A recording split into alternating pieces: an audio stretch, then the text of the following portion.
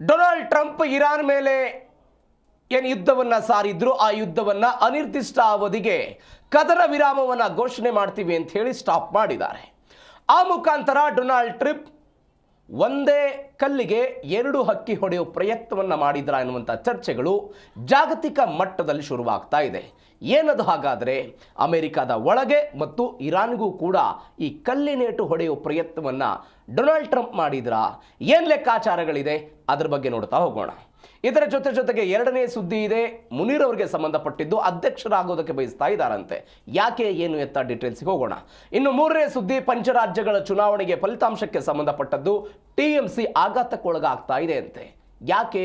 ಒಂದು ವರದಿ ಬಹಿರಂಗವಾಗಿದೆ ಅಂತೆ. ಆ ವರದಿಯಲ್ಲಿ ಏನಿದೆ ಎಲ್ಲ ಸುದ್ದಿಗಳನ್ನು ನೋಡ್ತಾ ಹೋಗೋಣ. ಮೊದಲ ಸುದ್ದಿ, war and game.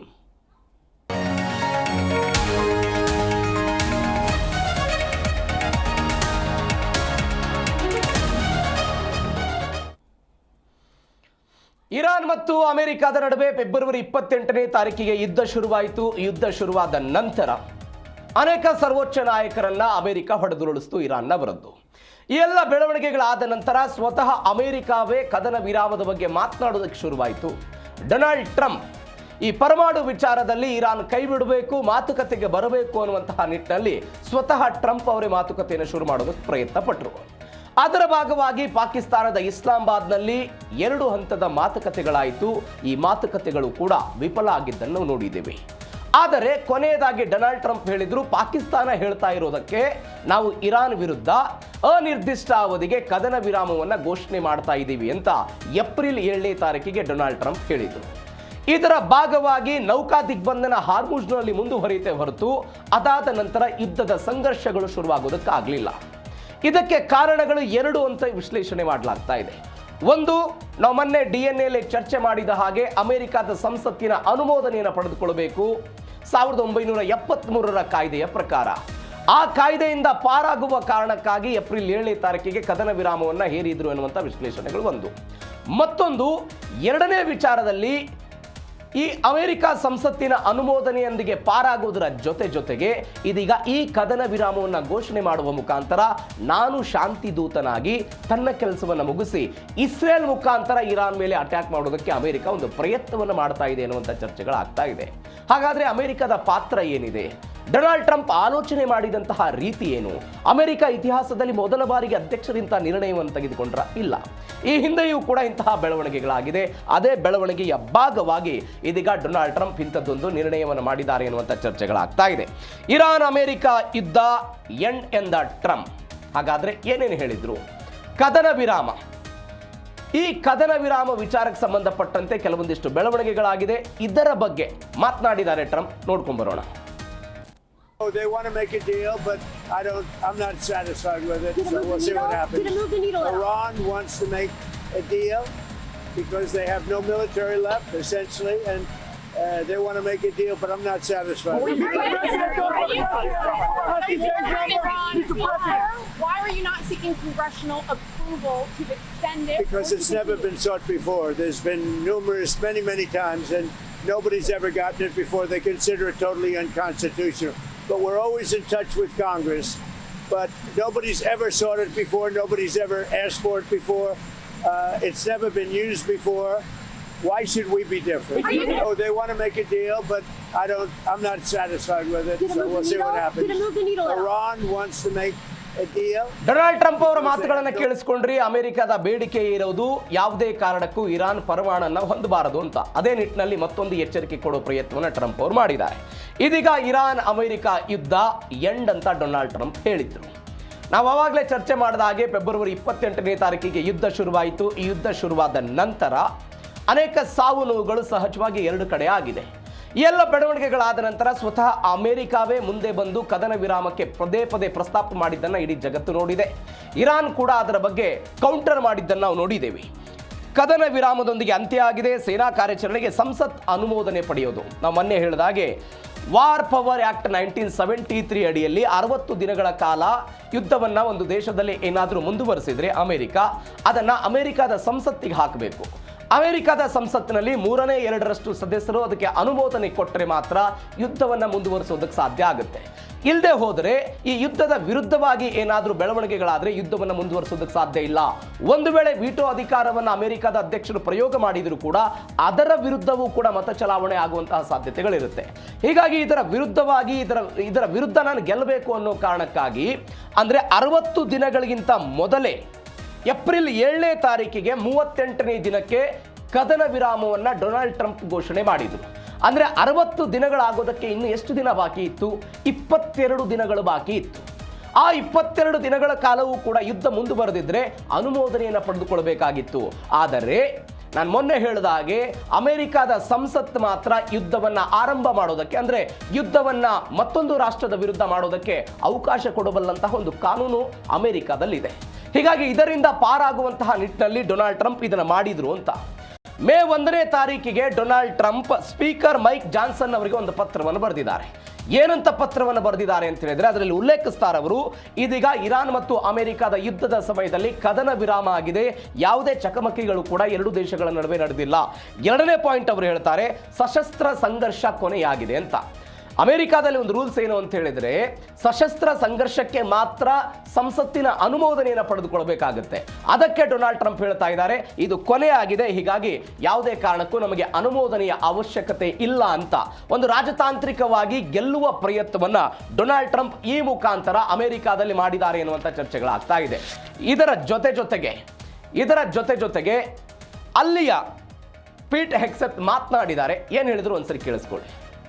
I just think it's important for the public to understand that. There's no willy-nilly targeting of drug boats. We know exactly who these people are affiliated with. I was asking about what's on the boats. On Iran, ultimately, I would defer to the White House and White House counsel on that. However, we are in a ceasefire right now, which our understanding means the 60-day clock pauses or stops in a ceasefire. You're not in.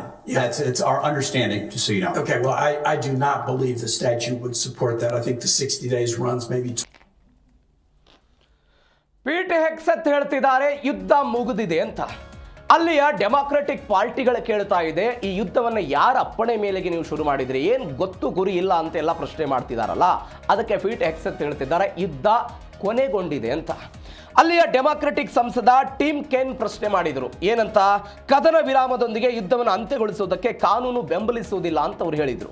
ಅದಕ್ಕೆ ಇವರು ಉತ್ತರ ಏನು ಅಂತ ಹೇಳಿದ್ರೆ, ನಾವೀಗ ಕದನ ವಿರಾಮದಲ್ಲಿದ್ದೇವೆ, 60 ದಿನಕ್ಕೂ ಮೊದಲೇ ಯುದ್ಧವನ್ನು ಅಂತ್ಯಗೊಳಿಸಿದ್ದೀವಿ ಅಂತ. ಇಲ್ಲೊಂದು ಬೆಳವಣಿಗೆ ಆಗಿದೆ. ಈ ಡೆಮಾಕ್ರೆಟಿಕ್ ಸಂಸದ ಟಿಮ್ ಕೆನ್ ಅವರು ಏಪ್ರಿಲ್ 30ನೇ ತಾರೀಕಿಗೆ ಸೆನೆಟ್ ಸಶಸ್ತ್ರ ಸೇವಾ ವಿಚಾರಣೆ ಅನ್ನುವಂಥದ್ದೊಂದು ಇತ್ತು. ಆ ಸಮಯದಲ್ಲಿ ಅವರೊಂದು ಪ್ರಶ್ನೆಯನ್ನು ಕೇಳಿದರು, ಅಧ್ಯಕ್ಷರು ಅನುಮೋದನೆಯನ್ನು ಪಡೆದುಕೊಳ್ತಾರಾ, ಅದು ಪಡೆದುಕೊಳ್ಳೋದಕ್ಕೆ ಉದ್ದೇಶವನ್ನು ಹೊಂದಿದಾರಾ ಅಂತ ಹೇಳಿದರು. ನೌಕಾಪಡೆಯ ಬಂದರು ದಿಗ್ಬಂಧನವನ್ನು ಮಾಡಿರೋದು ಸಶಸ್ತ್ರ ಸಂಘರ್ಷವಲ್ಲವೇ ಅಂತಲೂ ಕೂಡ ಅವರು ಕೇಳಿದರು. ಅಂದರೆ ಹಾರ್ಮುಜ್ನಲ್ಲಿ ನೀವು ನೌಕಾ ದಿಗ್ಬಂಧನವನ್ನು ಹಾಕಿದಾರಲ್ಲ, ಅದು ಸಶಸ್ತ್ರ ಸಂಘರ್ಷ ಅಲ್ವಾ ಅಂತ ಅವರು ಪ್ರಶ್ನೆ ಕೇಳಿದರು. ಉತ್ತರಕ್ಕೆ ಬರ್ತೇನೆ ನಾನು. ಸಂಸತ್ತನ್ನು ಬದಿಗಿಟ್ಟು ಅಧ್ಯಕ್ಷರು ಏಕಪಕ್ಷೀಯವಾಗಿ ಯುದ್ಧವನ್ನು ಮುಂದುವರಿಸೋದು ಸಂವಿಧಾನಕ್ಕೆ ಮಾಡ್ತಾ ಇರುವಂತಹ ದ್ರೋಹ ಅಲ್ಲವೇ ಅಂತ ಅವರು ಪ್ರಶ್ನೆ ಕೇಳಿದರು. ಇದಕ್ಕೆ ಹೆಕ್ಸೆತ್ ಅವರು ಉತ್ತರ ಕೊಟ್ಟರು. ಅವರು ಹೇಳ್ತಾರೆ, ಅನುಮೋದನೆ ಕಡ್ಡಾಯವಲ್ಲ, ಯಾಕಂದ್ರೆ ಸಶಸ್ತ್ರ ಸಂಘರ್ಷ ಚಾಲ್ತಿಯಲ್ಲಿಲ್ಲ ಅಂತ ಅವರು ಹೇಳ್ತಾರೆ. ಅಂದ್ರೆ ಸಂಘರ್ಷ ಮತ್ತು ಸಶಸ್ತ್ರ ಸಂಘರ್ಷಕ್ಕೂ ವ್ಯತ್ಯಾಸವನ್ನು ಅವರು ಹೇಳಿದ್ದಾರೆ. ಸಶಸ್ತ್ರ ಸಂಘರ್ಷ ಅಂತ ಹೇಳಿದ್ರೆ ಎರಡು ದೇಶಗಳ ನಡುವೆ ಯುದ್ಧ ಆಗ್ತಾ ಇರುವ ಬೆಳವಣಿಗೆ, ಆ ಬೆಳವಣಿಗೆಗಳು ಎರಡು ದೇಶಗಳ ನಡುವೆ ಆಗ್ತಾ ಇಲ್ಲ, ಹೀಗಾಗಿ ಅನುಮೋದನೆಯ ಅಗತ್ಯವಿಲ್ಲ ಅಂತ. ಅದರ ಜೊತೆಗೆ ಒಂದು ಪಾಯಿಂಟ್ ಹೇಳಿದ್ದಾರೆ ಅವರು, 2 ತಿಂಗಳಲ್ಲಿ ದೊಡ್ಡ ಯಶಸ್ಸು ಅಮೆರಿಕಕ್ಕೆ ಸಿಕ್ಕಿದೆ, ಆದರೆ ನೀವು ಅದನ್ನು ಸೋಲು ಅಂತ ಬಣ್ಣಿಸ್ತಾ ಇದ್ದೀರಿ. 40 ವರ್ಷಗಳ ಕಾಲ, ಅಂದರೆ 47 ವರ್ಷಗಳ ಕಾಲ ಇರಾನ್ ಅಮೆರಿಕಕ್ಕೆ ಬೆದರಿಕೆಯನ್ನು ಹಾಕ್ತಾ ಇತ್ತು. ಈ ಬೆದರಿಕೆಯನ್ನು ಮೆಟ್ಟಿ ನಿಂತು ಡೊನಾಲ್ಡ್ ಟ್ರಂಪ್ ಇರಾನ್ ವಿರುದ್ಧ ಹೋರಾಟ ಮಾಡಿದ್ದಾರೆ, ಅದರಲ್ಲಿ ನಮಗೆ ಜಯ ಸಿಕ್ಕಿದೆ ಅಂತ. ಇದರ ಜೊತೆಗೆ ಅವರು ಗಡಿಯಾರ ಅನ್ನುವಂಥ ಒಂದು ಪದವನ್ನು ಬಳಕೆ ಮಾಡಿದ್ದಾರೆ.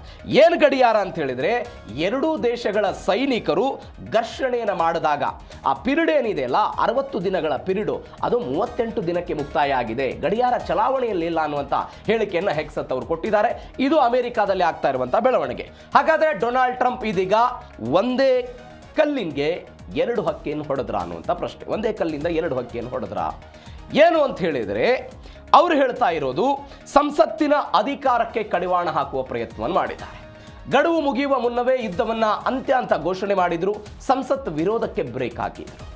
ನಾನು ಅವಾಗಲೇ ಹೇಳಿದೆ 38 ದಿನಕ್ಕೆ, ಇನ್ನು 22 ದಿನ ಅವರ ಕಡೆ ಬ್ಯಾಲೆನ್ಸ್ ಇದೆ.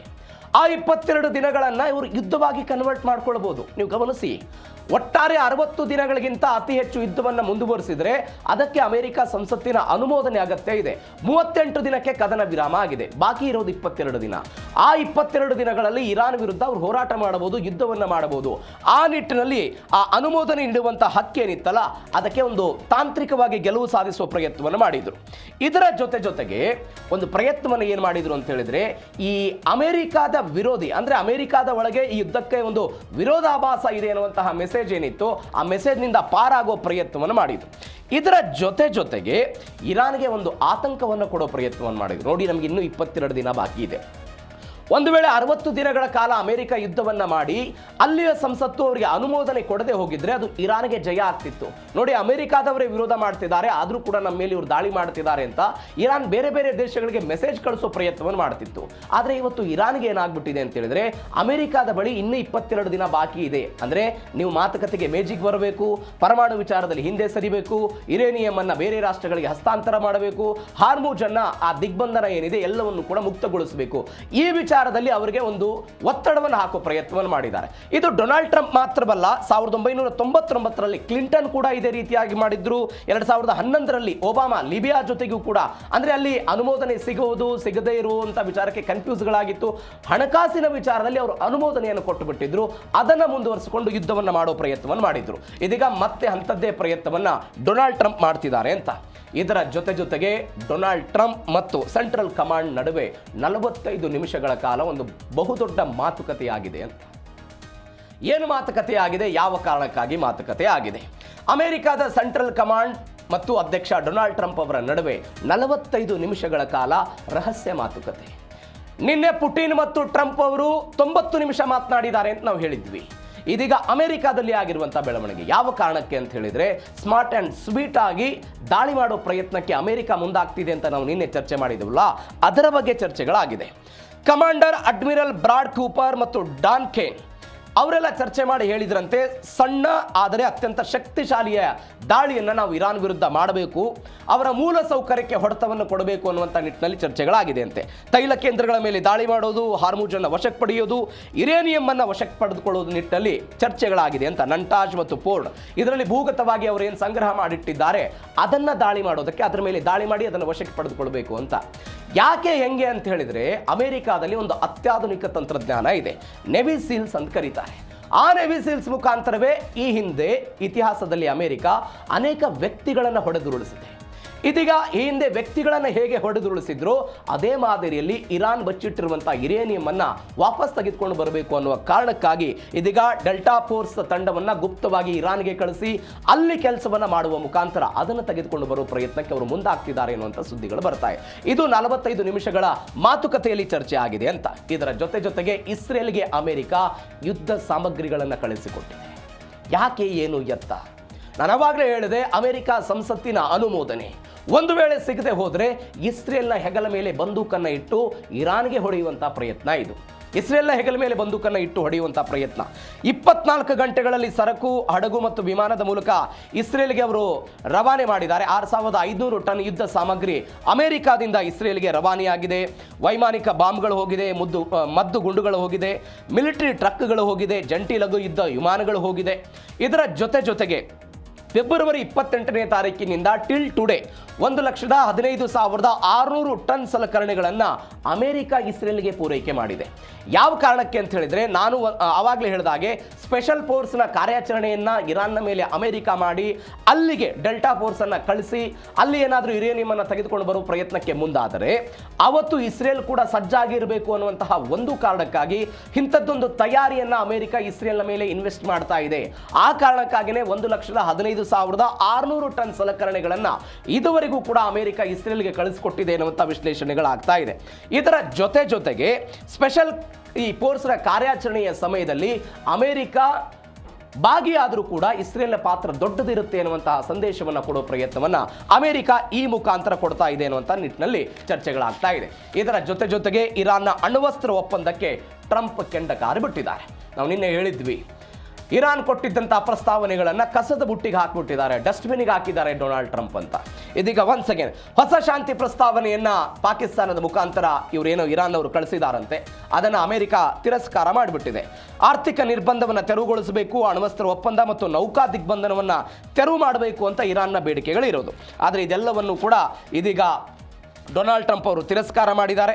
ಇರಾನನ್ನು ಯಾವುದೇ ಕಾರಣಕ್ಕೂ ನಾವು ನಂಬೋದಿಲ್ಲ ಅಂತ, ಯಾವುದೇ ಕಾರಣಕ್ಕೂ ಇರಾನನ್ನು ನಂಬೋದಿಲ್ಲ ಅಂತ ಅಮೆರಿಕ ಹೇಳ್ತಾ ಇರೋದು. ಯಾಕಂದರೆ ಹಾರ್ಮುಜ್ ವಿಚಾರದಲ್ಲೂ ಕೂಡ ಅವರು ಒಪ್ಕೊಳ್ಳುವಂಥ ಸಾಧ್ಯತೆಗಳು ಕಡಿಮೆ, ಪರಮಾಣು ವಿಚಾರದಲ್ಲಂತೂ ಡೊನಾಲ್ಡ್ ಟ್ರಂಪ್ ಹಿಂದೆ ಸರಿಯುವಂತಹ ಅವಕಾಶಗಳೇ ಕಂಡು ಬರ್ತಾ ಇಲ್ಲ.